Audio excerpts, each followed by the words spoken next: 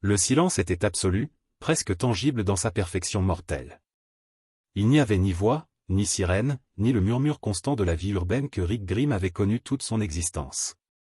Lorsqu'il ouvrit les yeux dans cette chambre d'hôpital à King County, Géorgie, l'officier de police n'imaginait pas qu'il se réveillait dans un cauchemar devenu réalité. Les murs blancs étaient tachés de substances brunâtres et mystérieuses, des fleurs fanées pourrissaient sur la petite table à côté du lit vide, et le couloir à l'extérieur résonnait d'un vide perturbant qui semblait avaler tout espoir. Rick se traîna péniblement à travers les couloirs de l'hôpital, ses jambes faibles et tremblantes après des semaines passées dans le coma. Ce qu'il trouva la modifierait à jamais sa compréhension du monde et de l'humanité elle-même. Des corps déchiquetés gisaient dans des positions grotesques, des traces de sang séché ornaient les murs comme une peinture macabre, des portes étaient verrouillées avec des chaînes rouillées qui témoignaient de batailles désespérées. Et puis, pour la première fois, il les vit. Des créatures qui avaient jadis été des personnes, se déplaçant maintenant avec une faim primitive et insatiable, leurs yeux vides fixés sur tout signe de vie. Les morts marchaient. Le voyage désespéré de Rick à travers les rues désertes de sa ville natale révéla l'étendue catastrophique de l'effondrement.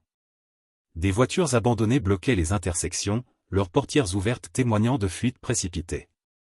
Des maisons saccagées exhibaient leurs entrailles pillées, des cadavres éparpillés gisaient comme des feuilles après une tempête apocalyptique. Sa seule obsession était devenue retrouver Lori et Carl, sa femme et son fils. L'espoir était tout ce qui restait lorsqu'il rencontra Morgan Jones et son fils Dwayne, survivants retranchés dans une maison, luttant quotidiennement contre la nouvelle réalité brutale.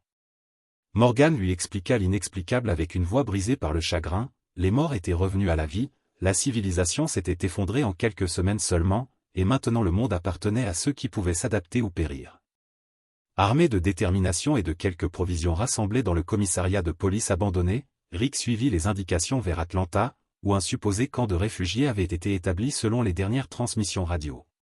Ce qu'il trouva fut une ville envahie par des hordes interminables de morts vivants, des rues transformées en pièges mortels. Cerné et presque dévoré dans une ruelle sans issue, il fut sauvé par Glenn Rhee, un jeune livreur de pizza qui était devenu spécialiste en navigation urbaine post-apocalyptique, connaissant chaque recoin et passage secret de la ville dévastée. Glenn le conduisit jusqu'à un petit groupe campant dans les collines à l'extérieur de la ville, Sean Walsh, son ancien partenaire de police, et pour la stupéfaction et le soulagement indescriptible de Rick, Lori et Carl étaient vivants, sains et saufs. La réunion familiale, cependant, apportait avec elle des tensions cachées qui bouillonnaient sous la surface de joie apparente. Sean avait développé des sentiments profonds pour Lori pendant l'absence de Rick, croyant sincèrement que son partenaire était mort et enterré quelque part dans l'hôpital envahi. Le triangle émotionnel formé serait seulement le premier de nombreux conflits humains qui s'avéreraient aussi dangereux que les morts vivants eux-mêmes. Le campement dans les carrières offrait une sécurité temporaire et illusoire, mais des attaques constantes d'errants forçaient le groupe à prendre des décisions difficiles et déchirantes. Qui devait monter la garde la nuit? Qui risquait sa vie pour chercher des provisions? Comment gérer les membres qui mettaient tous les autres en danger par leur négligence ou leur lâcheté? La découverte du centre de contrôle des maladies apporta un espoir momentané, une lueur dans l'obscurité oppressante. Le docteur Jenner, dernier scientifique survivant de l'installation souterraine massive, révéla la terrible vérité avec des yeux hantés par des semaines de solitude. Il n'y avait pas de remède, il n'y avait pas de secours venant, et lui-même planifiait de tout terminer lorsque le générateur tomberait en panne. La phrase qu'il prononça résonnerait pendant des années dans l'esprit de Rick comme un mantra horrible: nous sommes tous infectés. Chaque personne qui mourrait, indépendamment de la cause, reviendrait comme un errant. L'humanité portait en elle sa propre extinction, inscrite dans son ADN. Fuyant quelques secondes seulement avant l'explosion massive qui consuma le CDC dans une boule de feu apocalyptique, le groupe se dirigea vers Fort Benning, une base militaire qui promettait sécurité, mais le destin les mena sur un autre chemin. À la ferme de la famille Green, dirigée par le vétérinaire Herschel, un homme de foi profonde et de conviction inébranlable, ils trouvèrent refuge et l'illusion dangereuse de normalité. Herschel gardait des errants enfermés dans sa grange, refusant catégoriquement d'accepter qu'il n'était plus humain, attendant simplement une cure divine. La fille de Herschel, Maggie, se rapprocha de Glenn, formant l'une des rares relations authentiquement pleines d'espoir dans ce monde sombre. Mais la ferme n'était pas le paradis qu'elle semblait être au premier regard. Sophia, la fille de Carol, disparut dans la forêt dense lors d'une attaque d'errants, et la recherche pour la retrouver consuma des semaines d'efforts désespérés et d'espoir qui s'amenuisaient. Lorsqu'ils la trouvèrent finalement, elle émergea de la grange de Herschel comme l'un des morts, son petit visage déformé par la faim cannibale. La révélation brisa Carole complètement et força le groupe à affronter une vérité brutale et incontournable. Dans ce monde nouveau, les enfants n'étaient pas épargnés par l'horreur. L'innocence était morte en même temps que la civilisation. Shan, de plus en plus instable et consumé par la jalousie toxique et la frustration sexuelle, devint une menace interne plus dangereuse que les morts à l'extérieur. Son obsession pour Lori et son mépris pour le leadership compatissant de Rick culminèrent dans une confrontation fatale sous un ciel étoilé.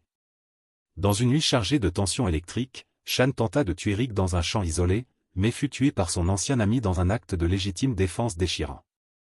Carl, témoin caché de la lutte brutale, tira sur Shan lorsque celui-ci revint comme errant, marquant la fin brutale et définitive de l'innocence du garçon. La révélation de Jenner se confirma de manière horrible. Shan n'avait pas été mordu, mais il était quand même revenu. Une horde massive d'errants, attirée par un coup de feu accidentel lors d'un argument stupide, envahit la ferme à la tombée de la nuit. Le chaos qui en résulta dispersa le groupe dans toutes les directions, incendia des bâtiments qui avaient résisté à des générations, et força une évacuation désespérée sous le feu des armes et les morsures des morts. Herschel perdit sa ferme ancestrale, Andrea se sépara du groupe dans la confusion nocturne, et tous perdirent l'illusion dangereuse qu'un quelconque endroit pouvait être en permanence sûr dans ce monde nouveau. Ce fut alors que Rick, assumant pleinement le manteau lourd de leader qu'il n'avait jamais vraiment voulu, conduisit les survivants jusqu'à une prison abandonnée aperçue depuis l'autoroute. Les murs de béton épais et les clôtures de fils de fer barbelés promettaient la protection dont ils avaient si désespérément besoin. Tandis qu'ils nettoyaient les blocs cellulaires des errants qui avaient été prisonniers et gardiens dans une vie antérieure, le groupe commença à croire que peut-être, juste peut-être, il pourrait construire un foyer ici. Mais la prison gardait des secrets dans ses couloirs sombres et labyrinthiques, et le monde extérieur était loin d'être vide de menaces humaines. La prison était devenue un sanctuaire fortifié où le groupe de Rick commença véritablement à construire quelque chose qui ressemblait à une vie digne de ce nom.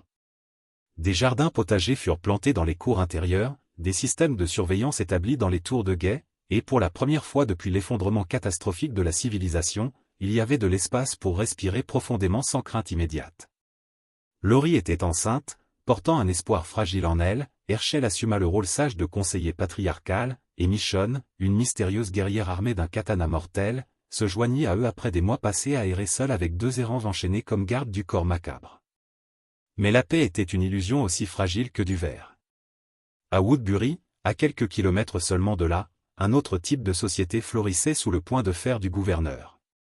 Charmant et charismatique en public, capable de discours inspirants, Philip Blake était en réalité un tyran brutal qui gardait des têtes d'errants dans des aquariums comme trophées morbides et orchestrait des combats de gladiateurs sanglants pour le divertissement sadique de sa communauté inconsciente. Woodbury offrait du confort, de l'électricité générée par des installations récupérées, et une structure sociale rassurante, mais à un coût moral absolument dévastateur que peu osaient questionner. Andrea, séparée du groupe lors de l'attaque de la ferme, fut amenée là par Michonne, initialement aveuglée par le désespoir, voyait le gouverneur comme un leader visionnaire qui reconstruisait la civilisation. La première rencontre entre les groupes fut violente et traumatisante. Glenn et Maggie furent capturés pendant une mission de ravitaillement dans une petite ville abandonnée et emmenés à Woodbury, où le gouverneur les tortura impitoyablement pour obtenir des informations sur la localisation de la prison. Michonne, qui s'était échappé de Woodbury après avoir découvert la vraie nature psychopathe du gouverneur, guida Rick et un groupe de sauvetage armé jusqu'aux dents. La confrontation sanglante résulta en la mort du frère zombifié du gouverneur dans un échange de tirs confus et chaotiques, transformant toute possibilité de coexistence pacifique en une guerre totale inévitable. Le gouverneur devint obsédé par la destruction complète de la prison et de tous ceux qui y vivaient. Il manipula habilement sa communauté, dépeignant le groupe de Rick comme des terroristes dangereux et imprévisibles qui menaçaient leur mode de vie, et rassembla une armée de citoyens ordinaires transformés en soldats. Le premier assaut fut repoussé avec des pertes des deux côtés, mais le coup émotionnel fut dévastateur.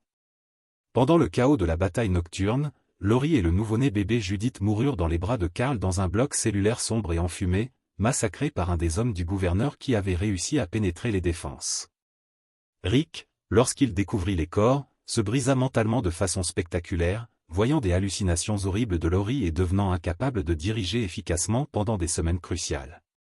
Pendant ce temps, Andrea, piégée entre deux mondes qui se déchiraient, tenta désespérément de médier la paix mais finit refaite prisonnière dans une salle de torture du gouverneur devenu complètement fou. Milton, l'assistant scientifique qui avait maintenu une certaine humanité malgré tout, la libéra courageusement avant de mourir d'une blessure par balle, mais pas avant d'avoir été mordu par un errant lors de l'évasion. Andrea fut forcée de tirer sur Milton après sa transformation inévitable en monstre, mais elle avait déjà été mordue elle aussi pendant la lutte désespérée.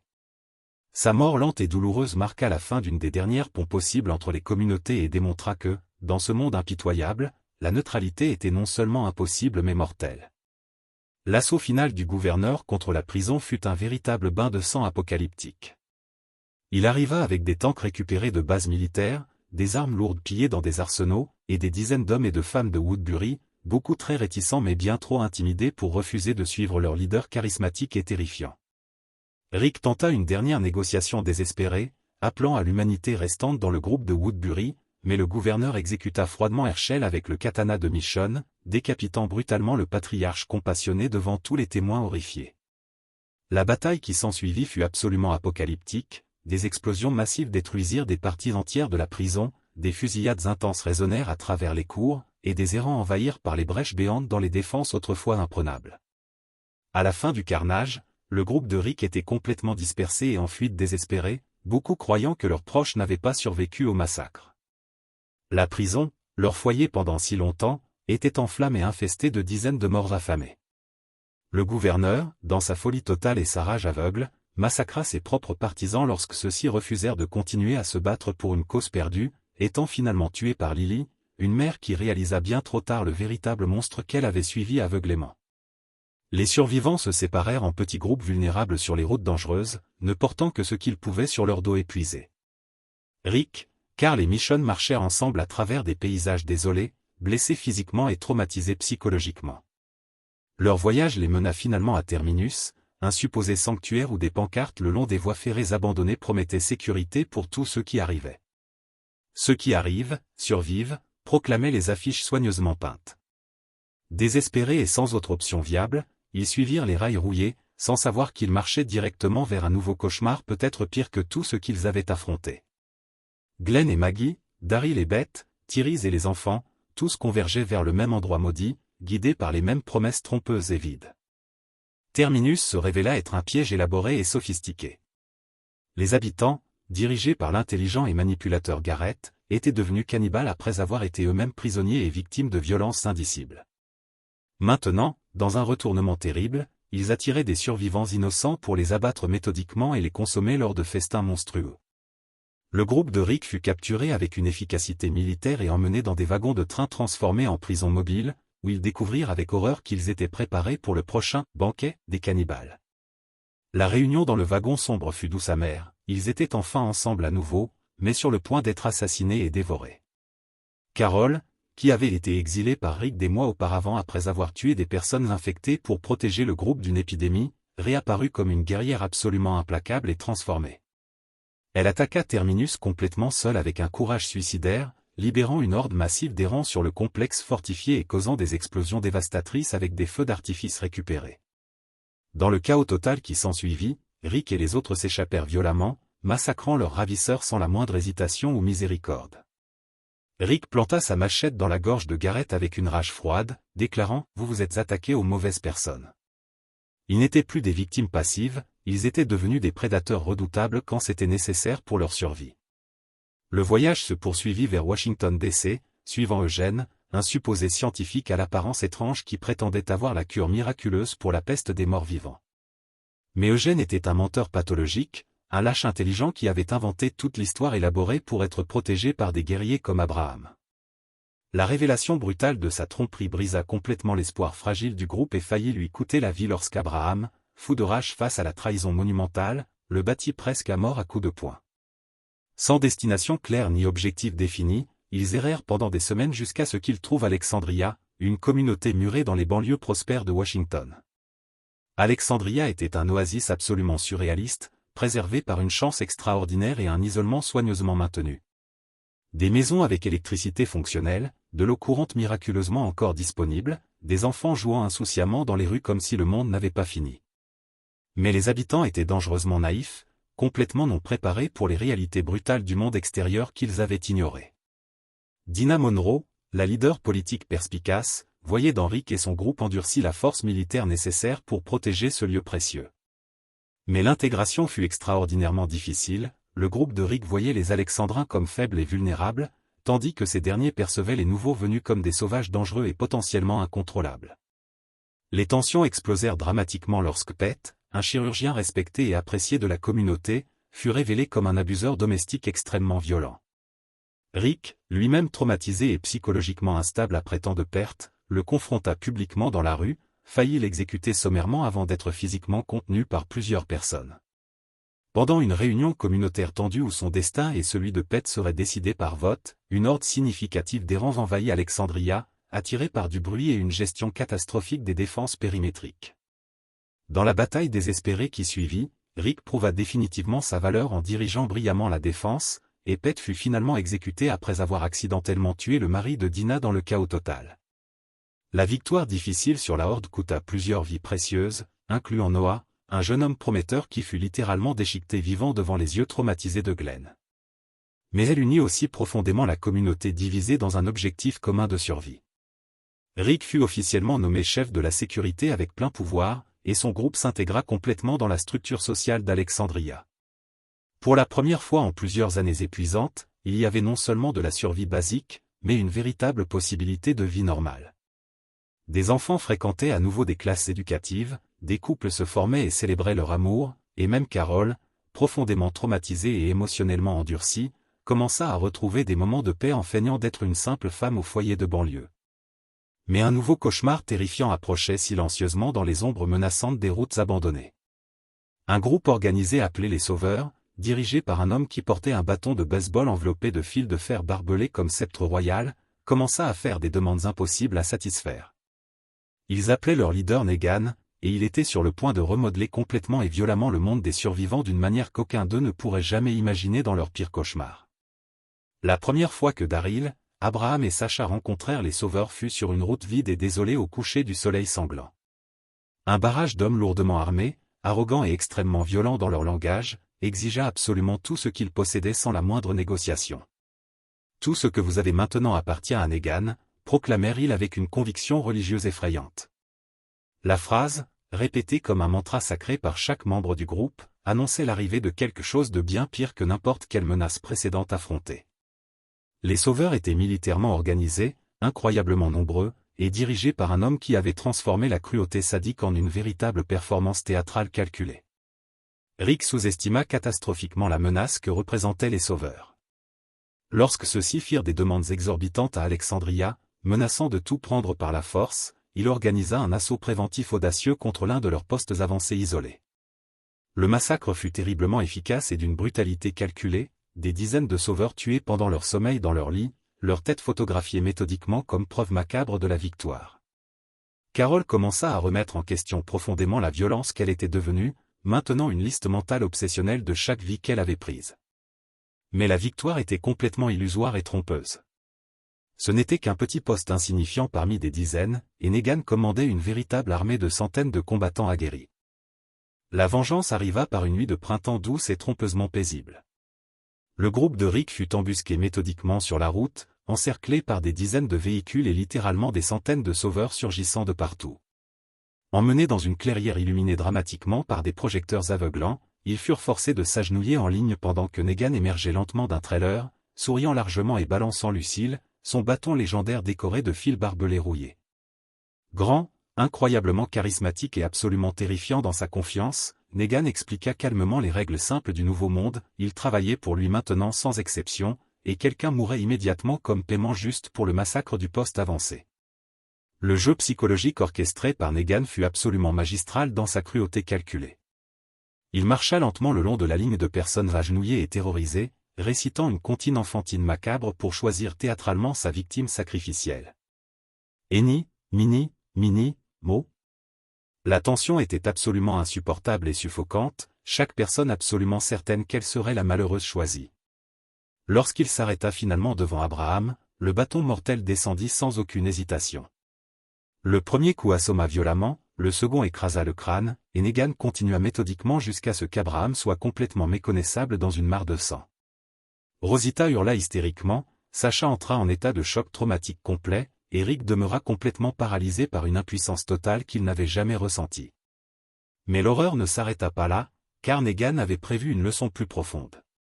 Lorsque Daryl, absolument incapable de contrôler sa rage bouillonnante, se leva et frappa Negan au visage, le leader des Sauveurs décida calmement qu'il devait renforcer dramatiquement la leçon d'obéissance.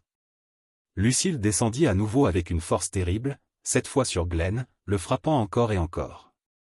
Maggie, enceinte et complètement désespérée, assista horrifiée au meurtre brutal de son mari bien-aimé, ses derniers mots verbalisés en pleurs et en sang, « Je vais te retrouver, je te le promets ». Le monde de Rick s'effondra complètement et définitivement. Son ami le plus ancien, l'homme qu'il avait sauvé à Atlanta au tout début, était mort de manière horrible, et il n'avait absolument rien fait pour l'empêcher. Les mois suivants furent une période de servitude absolument humiliante et déshumanisante. Alexandria, le royaume et Hilltop fournissaient obligatoirement la moitié exacte de tout ce qu'ils produisaient aux sauveurs dans un tribut régulier. Negan visitait régulièrement avec son sourire moqueur, humiliant publiquement Rick, confisquant systématiquement les armes, et emmenant des personnes pour son complexe massif, le sanctuaire fortifié. Daryl fut gardé prisonnier dans une cellule sombre pendant des semaines, torturé psychologiquement avec de la musique répétitive assourdissante et un isolement total, étant systématiquement brisé mentalement.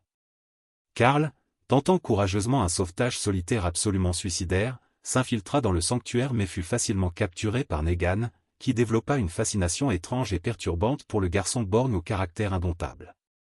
Pendant une visite particulièrement provocatrice à Alexandria, Negan rencontra la petite Judith, le bébé miraculé de Rick, et la porta dans ses bras puissants tout en se promenant avec désinvolture dans les rues comme s'il possédait l'endroit. Le message était parfaitement clair et terrifiant, ils possédaient absolument tout, incluant leur vie et leurs enfants innocents. Rick était complètement brisé spirituellement, devenu obéissant et soumis, réduit à un simple serviteur qui cherchait désespérément des provisions sous commandement direct. La transformation du leader autrefois implacable en un homme totalement vaincu fut complète lorsque Negan le força à chercher des fournitures dans un campement dangereusement infesté d'errants, manquant de le tuer dans le processus comme test sadique de loyauté absolue. Mais dans les communautés voisines éloignées, la résistance commençait secrètement à germer comme une graine d'espoir fragile. Au royaume, une communauté théâtrale et presque fantaisiste dirigée par l'excentrique roi Ézéchiel et son tigre de compagnie Shiva, Carol trouva un refuge inattendu et un nouveau but dans la vie. Ézéchiel, anciennement simple gardien de zoo dans une vie antérieure, avait créé une persona royale élaborée pour inspirer l'espoir et la confiance dans sa communauté, et sa relation croissante avec Carol ralluma en elle le désir de se battre pour quelque chose de plus grand qu'elle-même. À Hilltop, Maggie était montée dramatiquement au pouvoir de leader après la mort lâche de Gregory, le couard qui gouvernait la communauté avec incompétence, se transformant elle-même en une leader forte, décisive et respectée par tous. Jésus, un guerrier exceptionnellement charismatique et compétent de Hilltop, révéla à Rick que d'autres communautés souffraient également terriblement sous le joug oppressif de Negan. L'idée brillante d'une alliance militaire, d'une guerre coordonnée utilisant les forces combinées, commença graduellement à prendre forme concrète. Rick, initialement extrêmement réticent en raison du traumatisme profond, fut finalement convaincu lorsqu'il découvrit que Michonne et Carl planifiaient secrètement la résistance depuis des semaines. Rosita et Sacha tentèrent courageusement d'assassiner Negan complètement seul dans une mission suicide, échouant catastrophiquement avec Sacha sacrifiant sa vie, mais leur acte de défiance inspira profondément d'autres à rejoindre la cause de la résistance. La déclaration officielle de guerre fut absolument dramatique et théâtrale. Rick rassembla des représentants armés d'Alexandria, du royaume et de Hilltop directement devant les portes massives du sanctuaire. Avec des mégaphones amplifiés, il proclama que Negan avait une dernière et unique chance de se rendre pacifiquement et d'éviter un bain de sang.